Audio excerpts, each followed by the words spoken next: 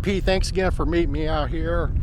I'm working on a Spahn Ranch video. In fact, yesterday I was at George Spahn's grave, and he bought that movie ranch 1953. Now, when you was a kid, I believe you used to ride, was it a bicycle? I had a mini bike. You had a mini bike, Yeah. And you'd ride over to Spahn Ranch? Yeah. Occasionally I would take my bicycle if my mini bike was broken, but almost always on my mini bike. How old were you? I was 10. Did you see the Manson family? Yep, they were there. Yeah. Anybody that But I didn't really hang out on that side of the ranch. That's the other misconception, is that they think that a lot of people think that the Charlie group used to hang around with the stunt guys and the cowboys, and they really didn't, because a lot of the stunt guys and the cowboys didn't want to be around them. I'm sure there was probably some interaction with the girls, because they're young guys and the young hippie girls over there. Yeah. But as a boy, I never really saw them commingling all that much. How old were you? 10. Okay, so It was in. so you're there for the horses, 1969. and Yeah. and the stables and Right. and that. Yep.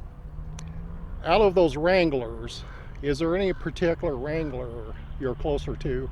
Shorty Shea. Shorty Shea. Okay, Yeah. and you met him by riding your. Actually, Charles Manson actually introduced me to Shorty Shea. Really? Because I thought Charles Manson was a stuntman. Okay. I didn't know he wasn't a stuntman. To me, as a kid, when I pull in there, to me, everybody there that was walking around, all the guys, to me, they were all stunt guys or cowboys, or both. Okay. But no, he was not a stuntman. Charles Manson was not a stuntman, but he introduced me to Shorty, who was a stuntman. And then Shorty we just kind of clicked, and I kind of was like a little brother to him. I would follow him around. I probably annoyed him quite often too, because I was always. What was Shorty doing out there? Shorty did a lot of the ranch hand. Well, a lot of guys. There was a lot of guys that always claimed to be like the ranch managers. Everybody. If you talk to any stunt guy that was ever there, or wrangler, they were always, "Oh, I'm the ranch manager." Well, maybe the entitle, but if you wanted to get anything done on that ranch, it was Shorty that did it. Okay. Yeah, Shorty was always working on something. He was always fixing a fence or. What? So you show up out there because it's a movie. I wanted to be a stuntman. Oh, you wanted to be a stuntman. Yeah. See, my dad took me to the Spahn Ranch a few times when they would do events there. They would do. Corriganville had closed. Corriganville was down the Santa Susana Pass, and Corriganville had closed. It had become Hopetown. Bob Hope bought it. Okay. And it became Hopetown. Uh-huh. And so when it closed, a lot of the stunt guys that worked there were now hanging out at the Spahn Ranch, and they would do the owner, George Spahn, would allow these stunt guys to do these little events. And knowing George, I'm sure he got a cut. Okay, yeah. George was always getting his cut. Yeah. But they would do these little events there. They would do barbecues and live stunt shows. So my dad had taken me there a few times. Okay. And I just thought those guys were the coolest guys. I had been to Corriganville. Okay. But at Corriganville, you couldn't really get to the stuntman because it was more closed off. When they would do their shows, they would rope everything off. And I was there with my dad and my mom, and we'd watch the show and then we'd leave in the car and go home. But at Spahn Ranch, you could kind of mingle around, and the stunt guys were right there next to you. So I just thought that was the coolest job. Once I realized what a stuntman was, and I realized at a very young age what a stuntman was, I wasn't into sports. I didn't know any of the names of the top sports people. I didn't play baseball. I didn't play football. I wasn't into any of that. But if you asked me about movies, I could tell you about movies. I was really into movies as a child, and I realized that actors are not always what you're seeing. People think you're seeing the actor jump off the horse or fall off the horse, but I realized at a young age that's a double. That's a stunt double, and that wasn't really the actor. And so I wanted to be that guy. I wanted to be the guy falling off the horse. I wanted to be the guy crashing the car, falling off the roof. That's what I wanted. And so by going there and getting to know these guys, that's what eventually led me to the career that I've had. Okay. Who influenced you the most on the Shorty. Shorty Shea did. Did he teach anything at a young age? Shorty would teach me how to fall. Shorty taught me how to fall from a saddle. He put a saddle up on the fence, and he had me roll out. He showed me how to roll out of the saddle, and then he put the saddle on the horse, and he would lead the horse. He wouldn't just let me go off on the horse. He would lead the horse, and then he would have me roll out of the saddle while he's leading the horse. And he just slowly built me up to where I could now take control of the horse, and then I'd ride towards him, and then he'd yell bang, and I would roll out of the saddle. Nice. All within the corral, so that the horse isn't going to run off. It's all within the corral. But Shorty took the time, and Shorty wasn't very old. Shorty didn't live very long. He had a rather short life, but in his short life, he took a 10-year-old boy, and at 10, you can kind of go either way. You can get in trouble pretty quick when you're 10 years old, especially when you're not supervised. And believe me, I was not supervised. I was miles away from home at the Spahn Ranch. My mom didn't even know where I was, and my dad was at work all the time. Well, so you could have been on the other side of the Spahn Ranch. Right? Right. Yeah. You could have went that way. It could have been. That's a critical age, and Shorty just kind of saw something in me, and he took control of me, and he usually would talk to me the same way you would talk to an adult, which I kind of liked. He usually didn't talk to me like I was a little kid, and that was probably a good thing, which is probably why I really liked him, was because he kind of treated me. When the other stunt guys or cowboys were around, I was one of them. They all treated me like I was one of them. I wasn't just a little kid. Nice. Hanging around. Would you feed the horses? Oh yeah, we'd feed the. Oh yeah. You'd muck. Yeah, all that. Yeah. But see, then I could ride the horses. Then see. Now, did the girls come over? Manson come over? They did, but not that much. Okay. People tend to think that the Manson. I call them the Manson gang. Some people call them a family, but that's not a family. That's a Did gang. Manson run things there? No. No. People like to. There was no such thing as Charles Manson. The media invented Charles Manson. Okay. The real Charles Manson was no different than any tweaker that we have nowadays. There's nothing special about Charles Manson. He just became Charles Manson through the media. The media got a hold of this guy and ran with it. And they made him almost like a rock star. But the real Charles Manson, he'd just steal anything from you. He'd just rip you off. He was just a thief. Did he mess with the Wranglers? Did he come out and try to? He tried to mess a few times with some of the cowboys there, but they straightened him up, tuned him up pretty quick. How'd that? Well, tell us about that. Monty Leard tuned him up twice. What's that mean? Beat him. Well, maybe I shouldn't say beat him up, but knocked him around. Okay. The first time he did it, I wasn't there. I just heard about it. Okay. But the second time he did it, I was there, and it was pretty funny. What'd you see? And he just grabbed Charlie. Well, Charlie wasn't a very big guy, and I believe that Monty was a paratrooper in the Second World War, if I remember right.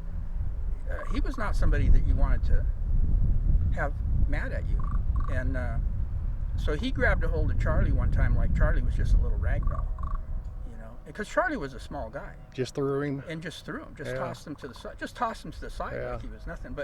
But everybody wants to believe Charlie was this big scary guy, and he wasn't. He was anything but that. The cowboys were not afraid of him. Nobody was afraid of him over there. Maybe some of the other people in his little group were afraid of him, but they might have been afraid of what he might have someone do. But as far as him physically doing anything, they weren't afraid of him. How did he get along with Shorty Shea? Shorty didn't like him that much, and Shorty really did not like me being around him. Okay. And Shorty did slap him. Oh, punched him or slapped him? He slapped him with an open hand. If he'd have punched him, there would be no Charles Manson. Is that right? So if Shorty punched you, that can kind of be humiliating versus right? slap. He slapped Yeah. him. How And far did he land? It was loud. How far did he fly? It knocked him for knocked him for a loop. It knocked him silly. But What did he do when he stood up, Manson? he didn't have a whole lot to say after the slap. He just kind of. But I often wonder if the reason that he got slapped was because of me. It might have been because he didn't like me being around him. Okay. And so it What might, led it up might to have it? had- it might have had something. It might not have, but it might have had something to do with me. Do you remember what exactly happened? Manson walks over, says something. Well, they or- were having some words. Who knows about what? But that particular day was also the day that Charlie took off on my mini bike. When he brought it back, it was almost out of gas. So. Oh, okay, really? Yeah, that might Really? have had something to do with it. But who knows? I mean, who knows with those guys, you know? But Shorty had big hands, you know. So when he got a hold of you, he was a big. Do you he knew it? Do you think that slap led to his demise? It could have. Uh-huh. It could have. But then the question comes as to why didn't he have Monty killed? But then again, Monty wasn't around as much as Shorty, so maybe Shorty was just a target of convenience. Nobody will ever know, and the guys that did it were all cowards because it couldn't have been a one-on-one. You know, they're so scared of him that they wouldn't just, you know, call him out one guy to one guy where they're going to have a fight and punch each other's lights out. Because that's how Shorty was. If you got in a fight with Shorty, the next day he'd be your friend. I mean, that's just how those guys were. You know, if you pissed off one of those guys, yeah, you might get punched by them, but that doesn't mean they hate you. That was just how things were back then. If they give you a black eye, that doesn't mean they necessarily hate you. You know, the next day, if you need help with your car, they probably help you with your car, right? So, but for I think there was 3 of them. It took 3 of them, and they attacked him from behind. You know, hit him in the back of the head with a wrench or something. So they're all cowards, and you're never going to get the true story because they're all going to lie. From what I've read, he's in a vehicle out a ways. I heard one of the stories I heard was that he was in the front seat, and somebody was in the front seat with him. I don't remember who, and there were 2 or 3 knuckleheads in the back seat, and they had either placed a wrench back there or something heavy, or there was already something back there, and they took advantage of it, and they hit him from behind. Okay. And that probably, if it didn't kill him, it probably almost killed him. So there probably was not a whole lot he could do because he was a pretty rough character, and if there was anything he could do, he'd have cleaned up with those guys. So just the fact that they were able to get him, they must have either killed him right there in the car or hit him so hard that he was probably almost dead. And then I guess they dragged him down a hill to the railroad tracks. And found him 11 years or whatever. I think 1977. 77, yeah. They found his body. When did you notice he's missing? When I went up there and couldn't find him, and everybody told me they hadn't seen him. And then what'd you think? I actually got mad because Charlie and Tex and somebody else, there was a 3rd guy, and I don't remember who that was. But when I asked them where Shorty was, the story that I got was he went on a trip, and I said, well, when is he coming back? And it was, oh, he's probably not coming back. Well, that made me angry that he wouldn't tell me, because he would always tell me, hey, Pete, I'm going to be gone for a week, or I'm not going to be up here next week, so don't come up. He would always tell me, you know, I'm not going to be up here for about a week or 2 weeks, so, you know, don't come up here. But sometimes I would, and I didn't hang around much, though, because when he wasn't there, it was just no fun. But he would usually tell me when he wasn't going to be there, and he hadn't said that he wasn't going to be there. So when I went up there, the horses hadn't been fed yet. So I thought, well, I'll feed the horses. So I fed the horses, and nobody knew where he was. You know, he wasn't around. And then when they told me that he went on a trip and he wasn't going to come back, that I got mad at him. So when I left there, I was mad at him, and I was mad at him until I found out, you know, what had happened. But yeah, it was not a very good day. Your feelings are hurt too. Yeah. The last time I saw him was when what you had said earlier when he would watch the traffic for me. Oh, tell us about that. Because the way the Good. road was, So you'd ride your. I'd ride my mini bike up there, and I would sometimes stay longer than I should because I didn't have. The only light that I had on my mini bike was an old flashlight that I taped to the handlebar, right? Well, that's not really going to do anything. So he would tell me, you know, hey, you know, you got to go home. You need to go home. You're going to get in trouble. It's getting dark. You need to go home. So, so he was telling me, hey, you got to get out of here, man. It's going to get dark. Well, the way the road was, the Santa Susana Pass, was if you were at the end of the driveway of Spahn Ranch, you couldn't see. There was kind of a curve, so you couldn't see if there was cars coming around there. So back by the corral, Shorty would stand there, and he could see, and then he would wave me to go. Nice. Right? Because there's no traffic. Isn't that something? Well, that particular day... how many times have you relived that in your mind? Oh, that's the last time I saw him. Yeah. Right? Oh. So my mini bike quit running right when I was going to go, and he didn't know that it quit running because he's too far away. So he's yelling at me to go, and it won't go. It quit running. So I'm trying to start. It had the old pulse like a lawnmower, right? Yeah. So I'm pulling and pulling and pulling, and finally it fires off, and he's still yelling at me. You know, he's yelling. He's getting mad at me now because I didn't go, and he's waving for me to go, go, go, you dumb little son of a bitch, go. And so off I went, and that was the last time I ever saw him. Wow. Was when I took that left turn out of there and Boy. blasted off for home. What a story. And that was it. Wow. But he did make such an impression on me. I never forgot him. And even to this day, I make it a point whenever I'm on a show, whenever I'm on a movie set, I always tell the younger stunt guys about Shorty Shea. So his name, all these years later, Shorty's name is still being mentioned on a movie set. And I think that he would like that. Good. What kind of movies have you been involved with? I've done everything.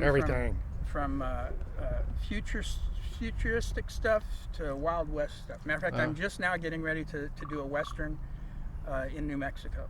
Okay. And we start late September. I'll be there in Santa Fe for 3 weeks. Oh, okay. So that's coming up. Can you? Are you at liberty to mention? I can't. Okay. Mention Okay. it. Yeah. But Yeah. yeah. But you've been on fire, car wrecks, jumping off I'm two-story. old school. Yeah. A lot of these young guys now, they specialize in one thing, like drifting a car, you know, or something. But old school stunt guys, we had to do everything. Fights, falls, fire, motorcycles, cars. You've done all that. Everything. Yeah. Everything. Couple of broken bones. A few broken bones along the way. Yeah. Yeah. Glad you're doing it. I'm 62 and I'm still hitting the ground. Nice. So. Nice. Shorty would be proud of you. I hope so. Yeah, sure. Yeah, I hope so. Sure. Yeah. Pete, I appreciate you meeting with me. Looking forward to finishing up this Spahn Ranch video and do something on Shorty Shea too. So thanks for your time. All right. Yeah. This is Shorty's gravestone. He's buried out in Compton, California. Click on part 2 as I head out to the Spahn Ranch. I'll share a bunch of before and after pictures. I'll walk around the ranch and show you what it looks like today. We'll find the Manson rock, the cave, wherever else we can find, as long as we don't find rattlesnakes. So click part 2. Thanks.